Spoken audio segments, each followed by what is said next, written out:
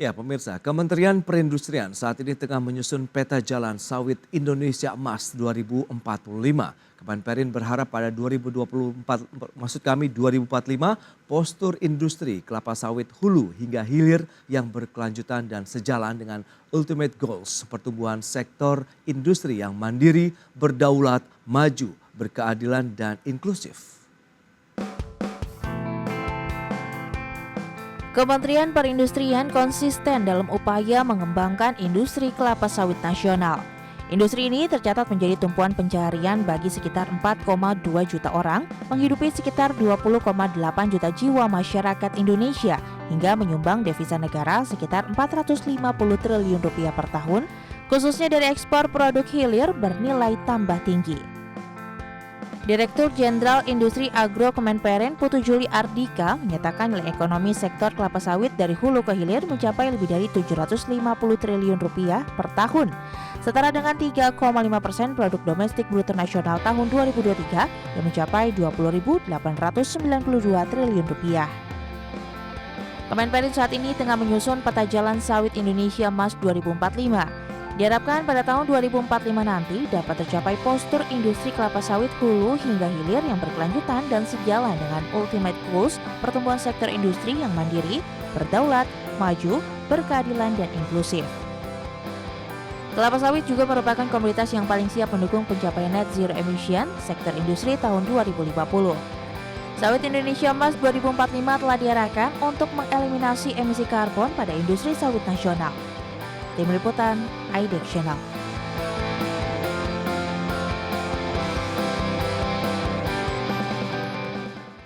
Baik pemirsa, untuk membahas tema kita kali ini, pemerintah siapkan roadmap sawit Indonesia Emas 2045. Kita sudah tersambung melalui Zoom bersama dengan Bapak Heri Mordiono.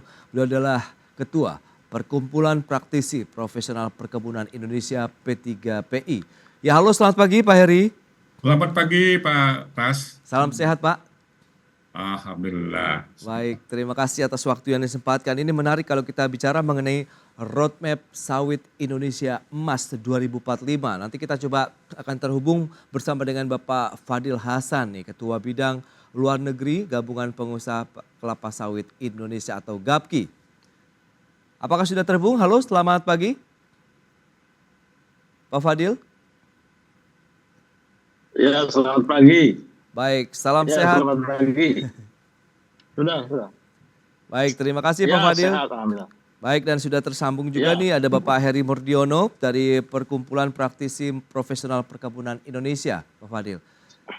Baik, Ya, kita akan baik, langsung terima saja membahas tema kita kali ini terkait dengan roadmap sawit Indonesia Emas 2045 mendatang. GAPKI, bagaimana nih pandangan Anda terkait dengan rencana pemerintah untuk membuat roadmap sawit Indonesia Emas di tahun 2045? Silakan Pak Fadil. Ya, saya kira baik ya.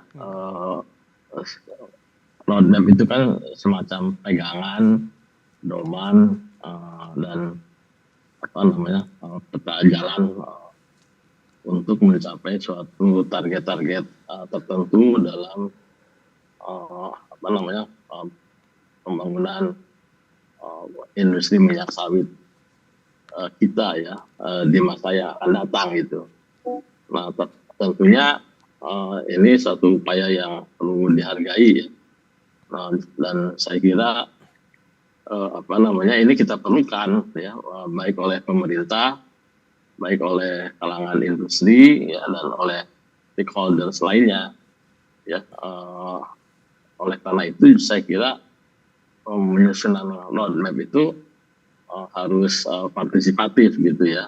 Jadi pemerintah dalam hal ini tentunya harus bersama-sama dengan kalangan industri, dengan kalangan masyarakat lainnya, profesional, kemudian akademisi dan seterusnya gitu. Karena kan pada akhirnya yang akan melaksanakan pembangunan tersebut ya sebagian besar tentunya adalah di pihak daripada swasta ya, dari pihak industri, usaha, pengusaha lah gitu ya. Kalau pemerintah kan mungkin nanti justru akan memberikan semacam dukungan kebijakan yang diperlukan agar target-target yang tadi disampaikan tersebut itu bisa tercapai gitu. Baik. Oke, dan Pak Heri, Anda bagaimana melihat begitu dengan rencana pemerintah terkait dengan roadmap sawit ini? Anda melihat tantangannya justru di mana sih kalau kita bicara secara umum dulu nih untuk industri sawit di Indonesia? Terima kasih Pak Pras. Pada prinsipnya bahwa P3PI dalam ini sangat mendukung apa yang ditargetkan, direncanakan oleh pemerintah untuk 2045. Oke, Tetapi kalau kita melihat tantangan sekarang itu, kita lihat bahwa untuk industri sawit ini memang di adanya peraturan presiden tahun 44 tahun 2020 yang kemudian dijabarkan dalam peraturan Menteri Pertanian 38 tahun 2020 itu bahwa semua industri sawit baik pelaku usaha maupun pekebun itu haruslah bersertifikat ISPO. Artinya oke, apa? ISPO adalah Indonesian Sustainable Palm Oil, artinya pengembangan kelapa sawit berkelanjutan untuk mendukung supaya TBS yang dihasilkan itu adalah ramah lingkungan. Dan ya, karena itu tantangan di dalam industri ini adalah bagus, artinya bahwa industri sawit ini kita melihat yang bersertifikat ISPO itu perusahaan sudah hampir 44%, sedangkan pekebun itu baru kurang dari 1% baru bersertifikat ISPO. Sehingga kita melihat tantangan ke depannya industri sawit itu bahan bakunya itu atau TBS-nya itu diharapkan yang bersertifikat ISPO sehingga nanti industri hilirnya itu akan dihasilkan untuk industri yang ramah lingkungan terhadap CPO yang dihasilkan maupun dari industri minyak goreng maupun dari yang non pangan lainnya berasal dari CPO yang bersertifikat ISPO gitu loh Pak. Saya baik, kira Pak. baik. Oke, nah GAPKI ini Pak Fadil, lantas bagaimana tadi? Kalau kita lihat kan tujuannya untuk mencapai postur industri kelapa sawit hulu hingga hilir yang berkelanjutan atau sustainable. Sejalan juga dengan ultimate goals pertumbuhan sektor industri yang mandiri, berdaulat, maju, berkeadilan, dan inklusif. Nah tadi tantangannya terkait dengan sertifikasi ini bagaimana Pak Fadil? Ya itu salah satu tantangan ya. Hmm, Tapi saya kira ada banyak tantangan tentunya hmm, ya untuk mencapai target yang dicanangkan tersebut. Kalau oke, tidak salah kan targetnya itu tahun 2045 itu adalah 92 apa 90 ya 90. Kita ingin mencapai 100 juta ya kan. Nah, produksi CPO ya kan dengan produktivitas 6,75 ton per hektar ya. Nah, jadi kita lihat sekarang ini tentunya itu dari sektor hulunya. oke, Di sektor hilirnya tentunya adalah tantangan targetnya itu adalah kita melakukan satu hilirisasi yang advance lah ya, di oke, mana produk-produk tersebut sudah diolah ya di dalam negeri, kemudian kita mengekspor produk-produk yang olahan tersebut gitu ya kan. Selain itu juga kan yang harus kita capai itu adalah suatu ekosistem usaha ya, yang tadi itu yang governance yang berkelanjutan yang inklusif gitu. ya, Di mana misalnya salah satunya tuh aspeknya itu adalah kita sudah mencapai sertifikasi ISPO itu gitu. Nah, saya kira tantangan yang jauh lebih besar ya, atau sama besarnya itu adalah bagaimana kita sekarang ini, keadaan sekarang ini adalah di mana produktivitas kita itu justru mengalami stagnasi dalam beberapa tahun terakhir ini. Satu itu. Kemudian yang kedua itu ada perbedaan yang cukup signifikan antara produktivitas di perusahaan ya, dan di petani. Ya, itu tadi kan selain masalah sertifikasi di tingkat petani yang baru mencapai 1%, tapi yang kedua juga adalah produktivitas di tingkat petani itu sangat rendah ya dibandingkan dengan produktivitas di tingkat perusahaan ya kan. Nah, sehingga untuk mencapai produktivitas 6,75 ton per hektar per tahun itu ya, sehingga tercapai satu produksi di tahun 2045 atau sekitar 92,45 juta ton. Nah, itu kita harus bisa meningkatkan produktivitas ya kan. Padahal kita mengetahui bahwa sekarang ini produktivitas itu mengalami stagnasi. Nah, oleh karena itu ya kan, selain daripada tadi strategi di hulu, strategi di hilir, kemudian penguatan ekosistem, Ya, maka harus ada suatu juga peta jalan dalam hal research and development untuk menghasilkan benih-benih atau sawit yang memiliki produktivitas yang tinggi gitu, ya kan? Betul. baik. Nah ini menarik kalau kita lihat dan kita coba tanya ini Perkumpulan Praktisi Profesional Perkebunan Indonesia. Nah bicara mengenai tadi bibit unggul kemudian penerapan teknologi begitu dari bidang pertanian khususnya untuk kelapa sawit. Ini bagaimana? Karena kita tahu ini memang menjadi salah satu keniscayaan juga begitu di era modern dan digital seperti saat ini Pak Heri. Iya, betul. Terima kasih, Pak. Saya kira saya menggarisbawahi apa yang disampaikan oleh Pak Fadil tadi. Ya. Memang produktivitas di pekebun itu rendah. Kenapa? Karena mereka itu katakanlah tanamannya sudah tua. Oke. Kemudian kedua, kurang pemeliharaan. Oleh karena itu, P3PI mendorong untuk pekebun-pekebun itu melakukan kemitraan dengan perusahaan-perusahaan. Dalam hal ini kemitraan itu akan membawa atau mengarahkan pada pekebun supaya dia itu melaksanakan apa yang namanya GAP, Good Agricultural Practices atau budidaya perkebunan yang baik. Nah, nanti mitranya itu perusahaan itu akan melakukan pembinaan kepada pekebun-pekebun sehingga mereka itu akan melakukan pemeliharaan yang bagus sehingga produktivitasnya menjadi meningkat.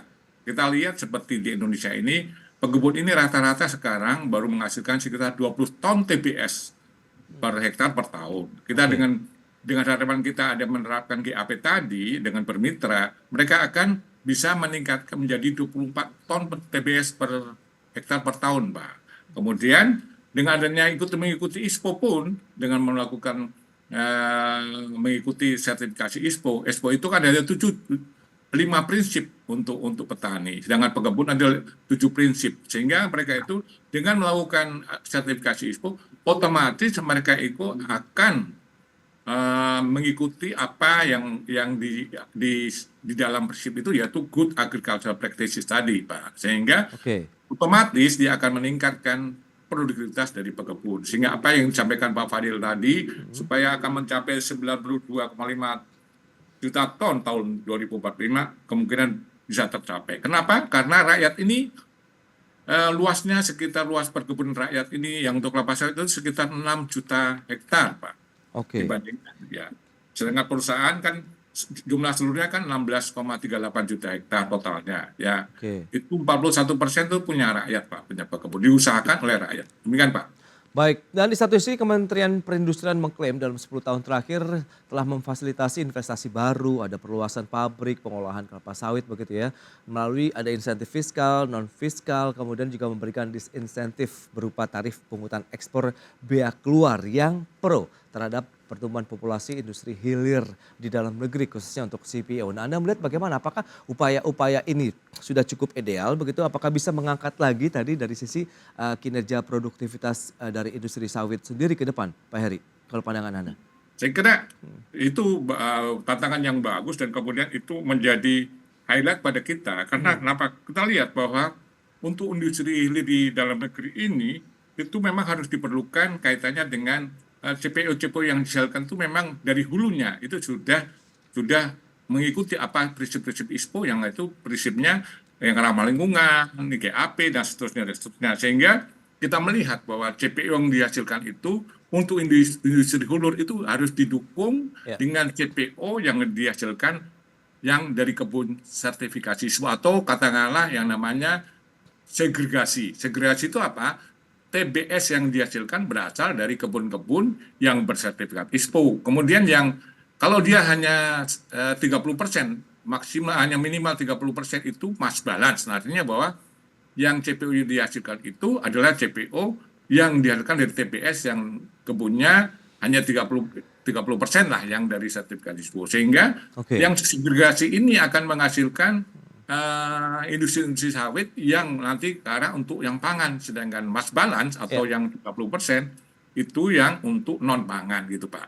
Baik, nanti kita akan lihat begitu apakah nanti industri sawit sendiri akan lebih mementingkan untuk memenuhi market di dalam negeri, begitu nanti kita akan minta penjelasan dari Gapki atau memang tadi ekspor pun masih menjadi andalan. Tapi kita akan bahas nanti di segmen berikutnya Pak Fadil dan Pak Heri, kita akan jeda dulu sebentar. Dan pemirsa pastikan Anda masih bersama kami.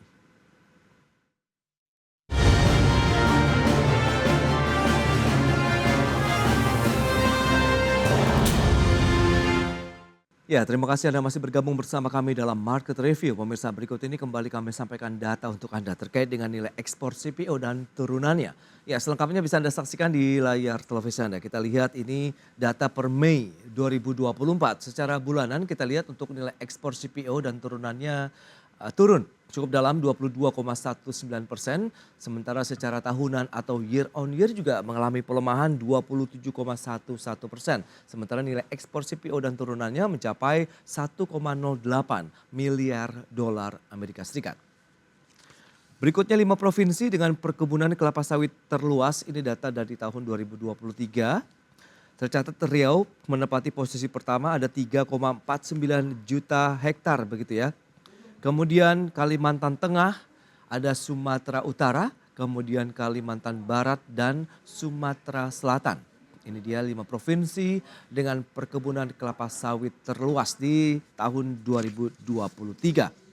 Baik, kita akan lanjutkan kembali perbincangan menarik ini bersama dengan Bapak Fadil Hasan, Ketua Bidang Luar Negeri GAPKI, kemudian Pak Heri Murdiono, Ketua Umum dari P3PI, Perkumpulan Praktisi Profesional Perkebunan Indonesia. Baik Pak Fadil, tadi sempat tertunda, kalau kita bicara mengenai strategi, kemudian bagaimana kira-kira langkah apa yang juga mungkin perlu dilakukan untuk meningkatkan tadi stagnasi dari produktivitas industri sawit nasional kita begitu. Apakah pangsa pasar akan lebih dikuatkan dalam negeri saja kah atau ekspor juga masih akan terus digenjot?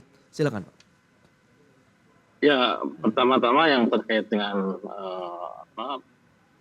ekspor dan konsumsi dalam negeri ya. Jadi pertama-tama saya kira jangan dikotomikan apakah akan ekspor atau apakah akan digunakan di dalam negeri. Jadi justru menurut saya dua-duanya itu harus kita penuhi ya.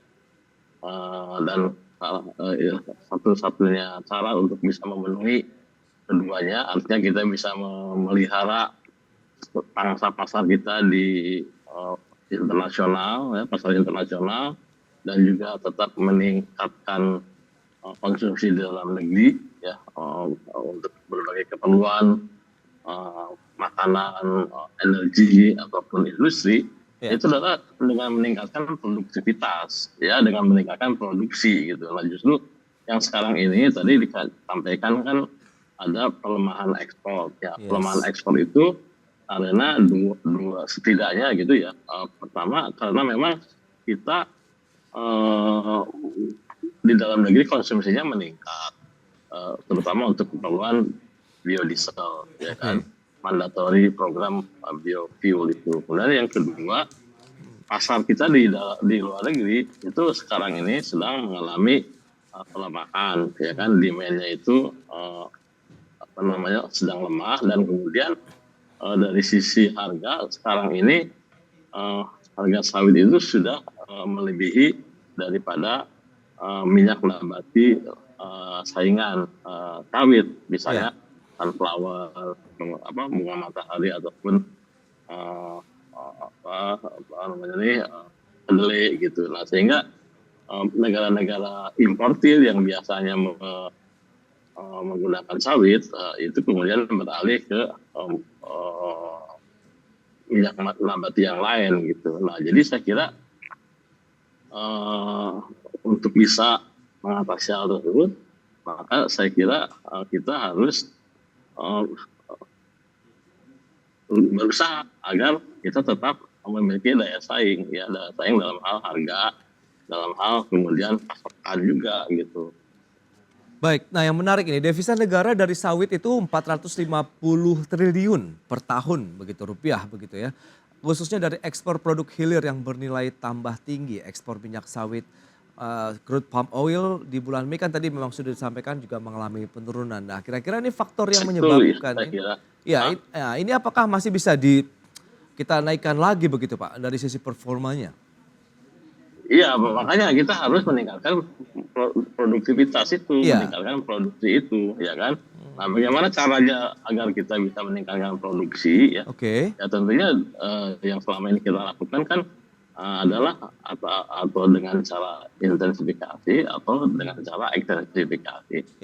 Kalau dengan ekstensifikasi ini kan sekarang sudah mengalami satu larangan lah, kita moratorium begitu. Melakukan moratorium, ya Oke. kan, sehingga itu agak susah untuk dilakukan. Nah, oleh karena itu eh, kita juga harus meningkatkan produktivitas. Nah, produktivitas ini melalui program peremajaan sawit, terutama di kalangan petani ini, ya kan. Ya, Tadi kan disampaikan bahwa banyak mereka itu yang sudah petani-petani itu sudah tua kebunnya, kemudian juga betul. yang juga adalah dulu ketika dia menanam itu banyak menggunakan ini apa namanya bibit atau benih palsu, benih yang palsu ya, yang tidak baik gitu ya, sehingga produktivitasnya sangat rendah.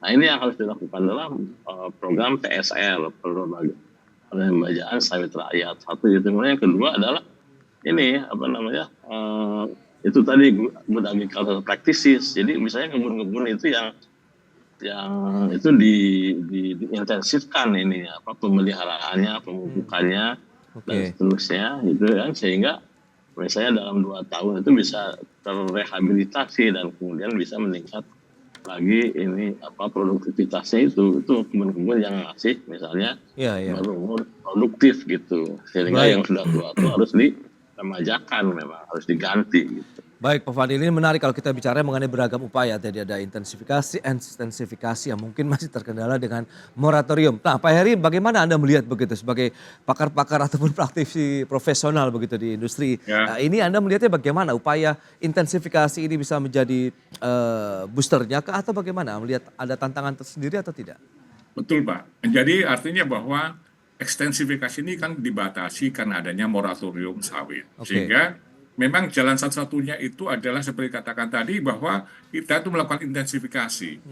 Intensifikasi dalam arti apa? Ya kita melihat bahwa petani itu kita dorong untuk PSR atau peremajaan sawit rakyat dengan menggunakan benih-benih yang bersertifikat unggul. Itu yang oke, pertama. Kemudian yang kedua intensifikasi dengan apa?